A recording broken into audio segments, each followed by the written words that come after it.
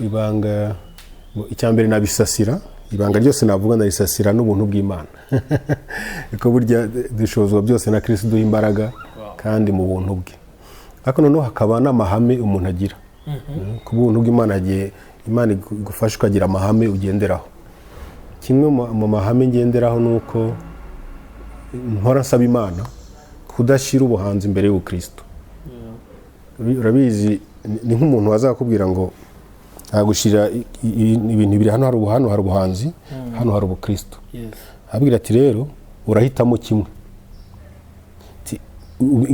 ni n'urugero ahubwira ati urahitamo kimwe ntabwo uri ufate byombi eda uraba umuhanzi cyangwa uba umukristo nicyo mitangira nibaza se nahitamo iki mashaka rero buri gihe Imana ishoboza guhora mpitamo ubukristo kuko ni byinshi biza biduhiga mu buryo bumwe cyangwa ubundi mu buryo buri indirect cyangwa buri direct bitubwira ngo hitamo kuba umukristo cyangwa kuba umuhanzi aho niho kenshi akunda kugoranira ko hari ibintu biyizo ugasanga biragusaba kugira aho wegamira nibyo byagiye bigorana kenshi twese nta muntu utarahuye n'imbogamizi ariko haraho bigusaba kubwo tuke niba ngombwa ndarekura igice cy'ubuhanzi ariko kumwe ndi umukristo iyo ufite iyo ubwo bushake cyangwa iyo myumvire hari ibintu byinshi urekura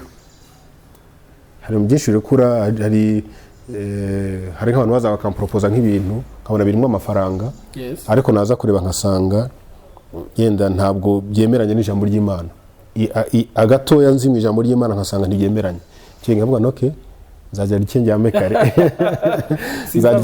nzarya iby'Imana impaye ariko ngo mane n'Imana so hambara buri munsi twese duhora turwana haraho ugera kumva ugiye kwikubita hasi ariko iyo ufite kumenya icyo ukeneye kumenya ngo utagomba kubaka izina ryawe biragufasha hamwe n'ubuntu bw'Imana nuvuga ngo ntitugwane twubaka amazina yacu ahubwo tumenye wahamagara gukora iki icyo nahamagariye gukora reka ngikore kubw'icyubahiro cy'Imana ni nk'ibiri gukora urukora umurimo uyu ni umurimo w'Imana uri gukora ariko mfungura kambivuga wenda no byafasha fungura nshaka ku-updatinga YouTube channel yanjye nibajije ikibazo ese kuno nda-updatinga channel niho nashaka ibintu content kuri YouTube yanjye iyi YouTube ko hari ibintu bigezweho byo kuyikoresha ndetse kabazana n'umusaruro ese ata YouTube nta musaruro wundi zana ari ubutumwa gusa ntanga ibyo nshiraho nibyo nakomeza gushiraho n'ubundi icyo nicyo mpita nibaza ese ibintu ngiye gushiraho ibintu ngiye gutanga nabitanga iyo mutita nampaye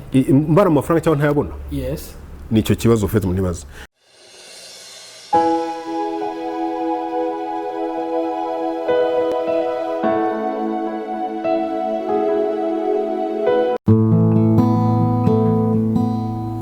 urakwiriye gushimwa mwami w'igitangaza izina ryawe rishirwe hejuru urakwiriye gushimwa mwami w'igitangaza izina ryawe ryamamare hose ati izina ryawe ryamamare hose kandi urakwiriye gushimwa hano rero turi kumwe ku IHUMURE TV ndeka mbabwire ko turi buze kujyana ibihe byiza kuri kamera kuri mikoro nikuzo Aime muri kumwe hanyuma kandi ikiganiro n'umuhanzi n'ubuhanzi mbatumire mbifuze kugubwa neza aho muri niba ari mu igitondo kiza niba ari nimugoroba mwiza hanyuma niba ari ku manywa of course ni igicamunsi kiza reka mbasuze rero kandi mbabwira nti nugera ku channel ukore subscribe kugira ngo dusangire byinshi twagutegure cyangwa se byinshi tukugezeho mu gihe kigufi cyangwa se mu gihe kiba kitarambiranye hanyuma nkuko tugarutse nkuko ubibona ntabwo ni nyenyine dufite umutumirwa kandi wamaze kumubona wamaze no kumwumva ndetse mwijwi rye ndetse n'injyana ye uyu mwanya rero ari buze kutuganiza byinshi bitandukanye ariko ndagira ngo tumwakire karibu umukozi w'Imana Murakoze cyane. Yes, ati murakoze cyane. Ntabwo bimbwiye nyine bura namwe yabashimiye ko mwabanye natwe. Yes, ntabwo twagiranye igihe kinini muhabanje ariko hano tugiye kugirana igihe kinini. Yes, umeze ute mu buzima busaza? Amahoro rwose. Yes.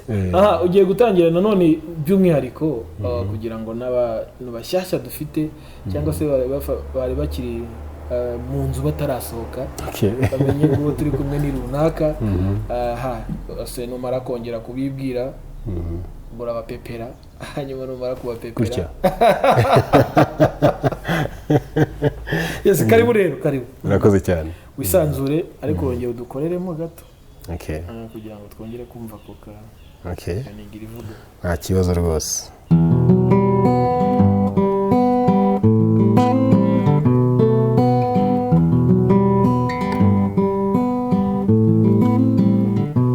gihozo cy'umutima wanje cyuzuzo cy'ubuzima bwanje niwe ndirimba niwe ndirimba impamvu yo kubaho kwanje indirimbo y'umutima wanje niwe ndirimba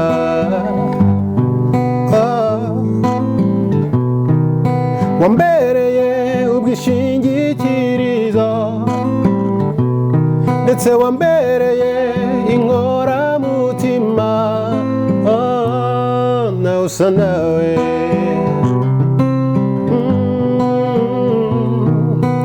nawe usa nawe mwami nawe usa nawe rwose nawe usa nawe nukuri nawe usa nawe Yesu urahebuje byose nawe usa nawe urukundo nkunda mwami ruranduhura rwose nawe usa nawe ijambo ryawe ryampinduye musha nawe usa nawe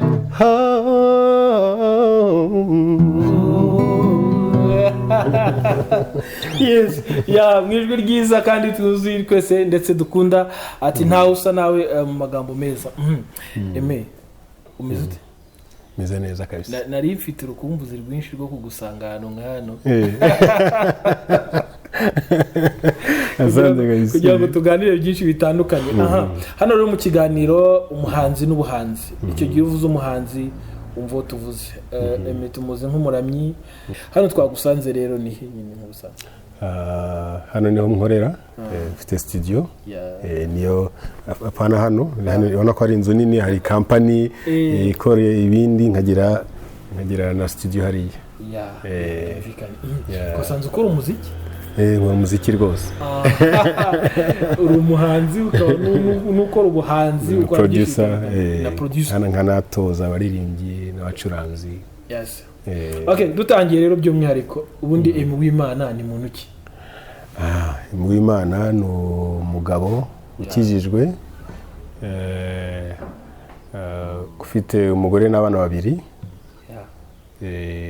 of course umuhanzi nkuko batangiye bivuga n'umuhanzi kuko umuramyi twese turabaramyi ariko hari abaramyi b'abahanzi rero ndi umuramyi w'umuhanzi iyo uramye Imana buri muntu ashobora kuba aririmba cyangwa ataririmba ariko iyo ari umuntu usenga Imana uba uri umuramyi ariko noneho iyo hingiyeho ku buhanzi uri umuramyi w'umuhanzi ubundi iyo bavuze ubuhanzi baba bashatse kuvuga ikintu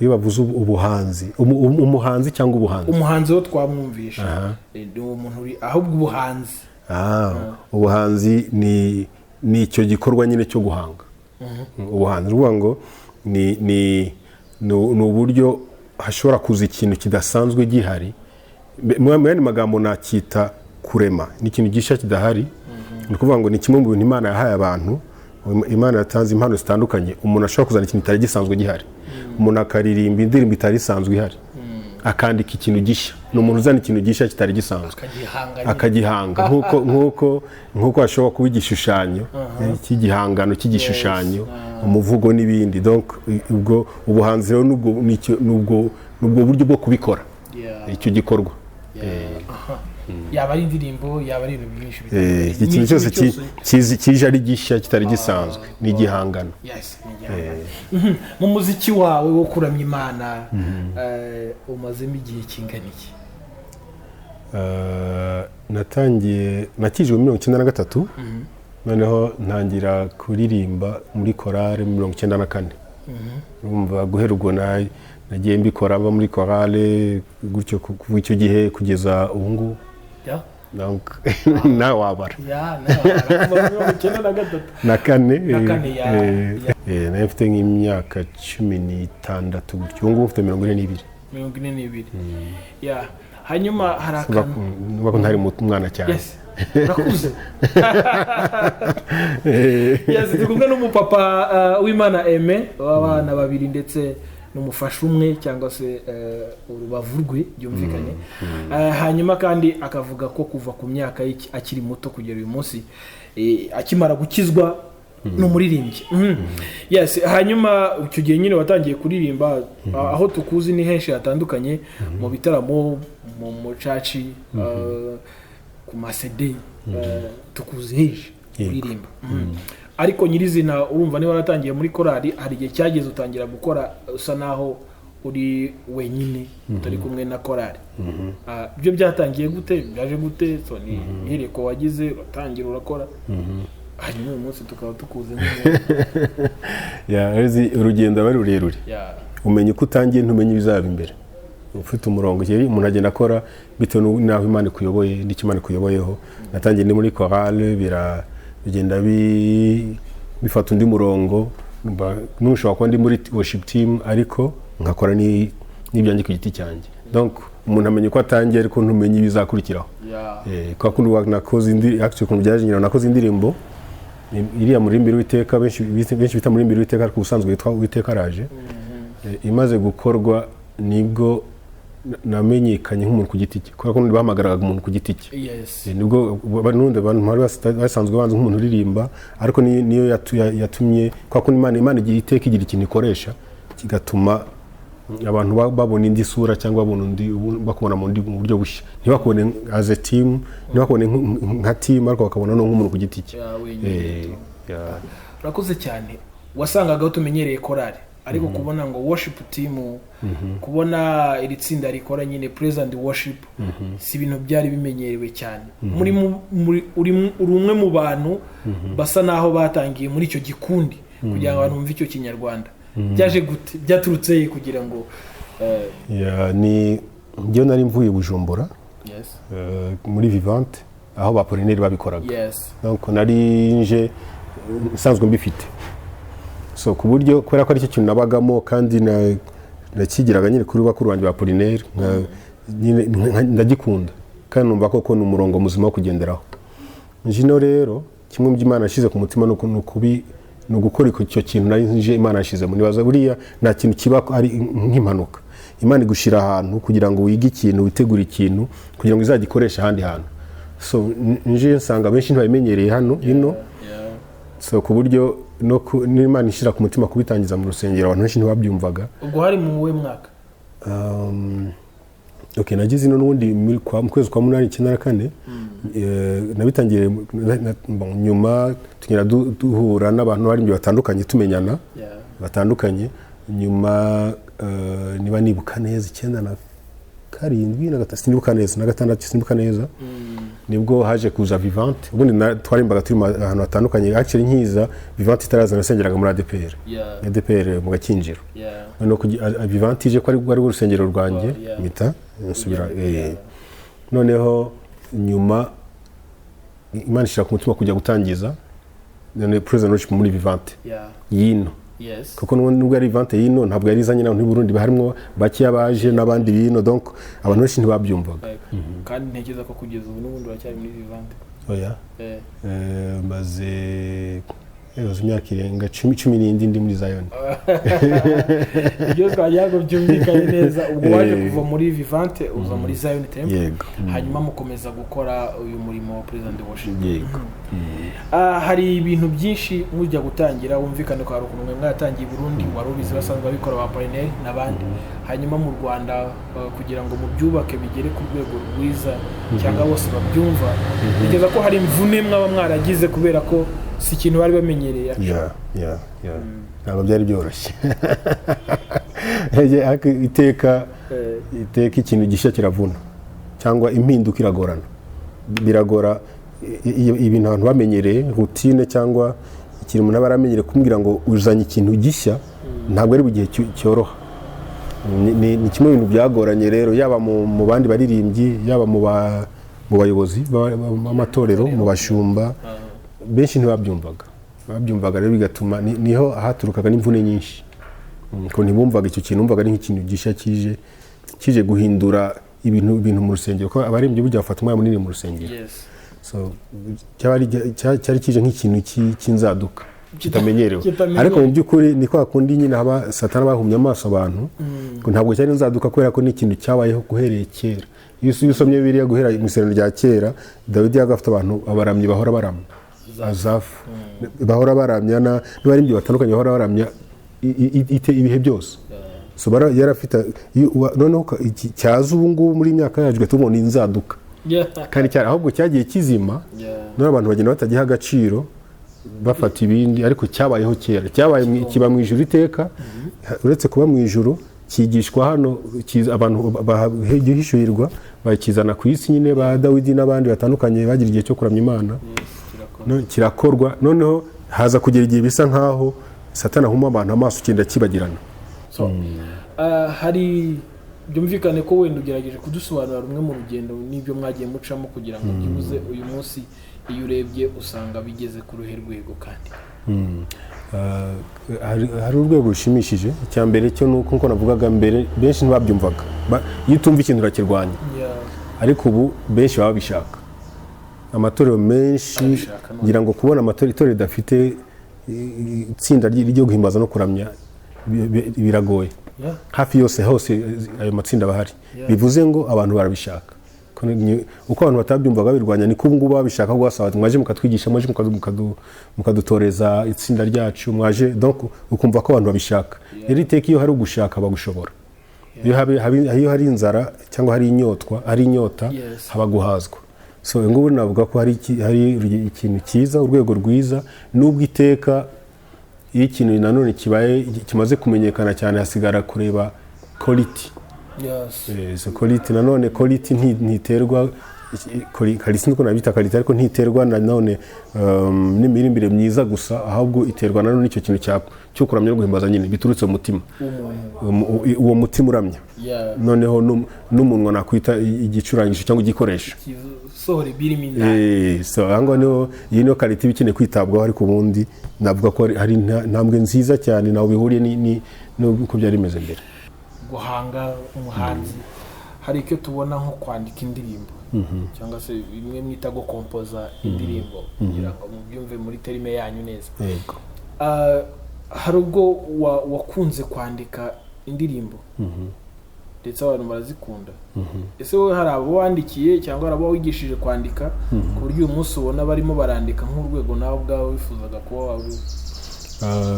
Iyo umuntu asabye kumufasha, harabona agiye mfasha kwandika indirimbo nk'indirimbo, akambwira ati mfite igitekerezo ariko ntabwo niho ndafatisha neza, akampa igitekerezo nkamufasha kwandika indirimbo. Hari n'izo nanditse nzi abandi baraziririmba batandukanye. So ni ikintu nubaha akora ko Imana yakimpaye. So iyo umuntu aje ashaka umufasha uko nshoboye ndamufasha. So arabona agiye mfasha batandukanye, hari nizo basora simbe najya kuvuga ngo iyi nige wayanditse cyangwa hari nige nawe muhimbiye, hari nizo nkora nkibagirwa, hari nizo mfasha umuntu kwandika nkabyibagirwa. Donc umuntu nkumva arimo arabivuza ko waruzi ko iyi ndirimbo ahangaha ibi nibi wabyanditse, ukora ko ari ibintu byarabaye simbyuka, kuko umuntu azati mfasha wenda umuntu ahita nkamufasha nkigendera simbyibukisi nkagira nkibagirwa. Uwimana Aime, umuririmbyi mwiza, umuntu wagize ubuhamya bwiza, yafashije benshi, ariko hari abo tubona basa naho batangira bakabikora neza, nyuma y'iminsi mike ukumva ngo byanze. So agize ubuhamya bubi cyangwa bamuvuze nabi, so arananiwe arafeirinze bivuyemo. Ariko ikibazo ngiye kukubaza umuntu wese yakibaza kandi kirakomeye, nirihe banga ukoresha kugira ngo kugeza uyu munsi ari mu bakubona, ari mu bakumva, ari abugenda usavinga cyangwa se ku by'Imana yaguhaye, iri banga wakoresheje kugira ngo ukomeze kurinda duhere no ku buhamya bwawe usibye no kurinda impano yawe n'uburyo wakoresheje kugira ngo ukomeze kurinda ubuhamya bwawe ku buryo na n'uyu munsi umuntu wese wabaza hano benshi tuganira uzakomeza kugenda wumva nawe ubona iyo atanga aravuga ati nk'umuntu nkunda umuntu nyubaka nk'umuntu ufasha abantu badufashije so bagaruka kuri Uwimana Aime. Ese nirihe banga mu by'ukuri actually mwamukorera? Ibanga icyambere nabisasira, ibanga ryose navuga narisasira n'ubuntu bw'Imana. Iko burya dushozwa byose na Kristo duha imbaraga kandi mu buntu bwe. Ariko noneho hakaba n'amahame umuntu agira. Ku buntu bw'Imana Imana igufasha ukagira amahame ugenderaho. Kimwe mu mahame ngenderaho nuko mpora nsaba Imana kudashira ubuhanzi imbere y'Ubukristo. Urabizi ni nk'umuntu wazakubwira ngo agushira ibintu biri hano hari ubuhanzi, hano hari Ubukristo. Abwira ati rero urahitamo kimwe. Ni urugero ahubwira ati urahitamo kimwe, ntabwo uri ufate byombi. Eda uraba umuhanzi cyangwa uba umukristo. Nicyo mitangira nibaza se nahitamo iki. Mashaka rero buri gihe Imana ishoboze guhora mpitamo Ubukristo, kuko ni byinshi biza biduhiga mu buryo bumwe cyangwa ubundi, mu buryo buri indirect cyangwa buri direct, bitubwira ngo hitamo kuba umukristo cyangwa kuba umuhanzi. Aho niho kenshi akunda kugoranira ko hari ibintu biza ugasanga biragusaba kugira aho wegamira. Nibyo byagiye bigorana kenshi, twese nta muntu utarahuye n'imbogamizi, ariko haraho bigusaba kubwo tuke niba ngombwa ndarekura igice cy'ubuhanzi ariko nk'ume ndi umukristo. Iyo ufite iyo ubwo bushake cyangwa iyo myumvire, hari ibintu byinshi urekura. Hari nk'abantu baza bakampropoza nk'ibintu nkabona birimo amafaranga, ariko naza kureba nkasanga yenda ntabwo byemeranye n'ijambo ry'Imana. Agatoya nzi mu ijambo ry'Imana nkasanga ntibyemeranye. Cyenge nkavuga noke nzajya rikenge kare. Nzarya iby'Imana impaye ariko ngumane n'Imana. So hamwe n'ubuntu bw'Imana nuko kenshi mbibona. Mu ijambo rimwe numva navuga gutyo, kubera ko kuba ubuhanzi ni ikintu kitoroshye. Ni ikintu kitoroshye kubera ko ni ikintu Satani arwanya cyane. Kubera ko yamanuwe ari umuramyi mukuru, akamanurwa akatakaza icyo cyubahiro cyo kuramya Imana kubera ko yashaka kwishira hejuru, akora ibishoboka kugira ngo n'uriho arabikora ahari arebe ko yabivamo, kubera ko ni ikintu azi ko gifite agaciro imbere y'Imana. Ni ikintu gifite agaciro imbere y'Imana. Iyo Imana ishizeho, ndabwira abantu ngo umuntu afata icyo akunda. Niba mu rugo rwanjye niba nkunda igitoki, nicyo kizategwa kenshi. Actually n'ubundi ukunda igitoki mu rugo? Ntabwo ari cyane. Ubundi nkunda akawunga cyane. So icyo nkunda mu rugo nk'uko kubera ko nkunda akawunga, ni ukuvuga ngo iyo umufuka wa kawunga ushize tugura undi uburaho. Ni gake ushobora kubura. Ni ukuvuga ngo n'Imana kubera ko ikintu ikunda cyane ni praise and worship, nicyo yegereje mu ijuru. Ntabwo yegereje abavuga ubutumwa kubera ko ababwiriza abantu ko nta bakeneye gukizwa bariyo. Sibyo? So ni ukuvuga ngo Imana ikunda praise and worship. Kubera ko ikunda praise and worship niyo yegereje ngo bararamya ngo igihe cyose ngo bahora bavuga ngo uruwera. Donc bivuze ngo ikintu Imana yegereje aho itura, bivuze ngo ni ikintu ikunze. So rero na Satani nawe yashatse kubera ko yazwi Imana igikunze, nawe yarashaka ko cya kintu nawe kibike. Satani avuga ati icyo sinacyemera. Imana iravuga icyo sinacyemera. So Satani ahora arwana rero kugira ngo nimba musanga barimbye harimo intambara nyinshi, yaba hagati y'abarimbye n'abashumba, yaba hagati y'abari, donc usanga ari ikintu Satani azanye intambara nyinshi kugira ngo cya kintu arebe ko kubera ko yakibuze n'abandi bakibure, bamuramye ko nawe yashaka ko bamuramye, nayo cyamuvanye mu ijuru. Naho ugeze bagutangaho urugero, so abaza abahanzi benshi hari abishimira kubaka amazina yabo, hari abishimira kumenyekana, ariko iyo bagarutse ku muntu bita Uwimana Aime usanga ari umuntu batangaho urugero. Hanyuma ukiraho ushobora kugira ubutumwa uha aba bahanzi cyangwa se aba bandi twita ko barimo barazamuka, ko hari igihe kizagera akaba ari generation ziri kuza, ariko tuzageremo abantu bavuge bati runaka nk'uko twagiye twumva uwimana Aime. Actually urangirije ikintu cyiza ni nacyo navuga cyo kubaka izina. Abahanzi benshi nk'uko bivuze ni intambara ihaba, ni intambara ihari yo kuvuga ngo reka ndware nshaka ko nakubaka izina ryanjye. Ni iki kintu gihari usanga umuntu avuga ati reka ndebe ko nakubaka izina, reka turebe ko twakora cyane twubaka amazina yacu. Kubaka izina si umukino, iyo mvugo urayizi. So icyo ni ikintu, ni umutego wa Satani, sibyo? Ntabwo wavuze ngo reka twubake ngo maze izina ry'Imana rihabwe icyubahiro, Imana ikuzwe.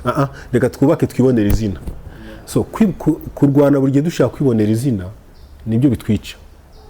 Iyo umuntu afite mind yo kuvuga ngo reka ndebe ko nakwamamara, reka ndebe ko nakuzwa, nuvuga ngo ubutakaje intego y'Imana yo gukuza Imana. Ko Imana yabona ngo icyubahiro cyanjye sinzagiha umwana w'umuntu, ariko niba ushaka gukuzwa urashaka icyubahiro. Kandi nyamara Bibiliya iravuga ngo, Yesu yaravuze ngo umuntu nankorera data azamwubaha, ariko nankorera. Ariko ushaka icyubahiro agitakaza, nk'uko ijambo rivuga ngo ushaka ubuzima azabubura, ngo ariko utanga ubuzima ku bwanjye azabubona.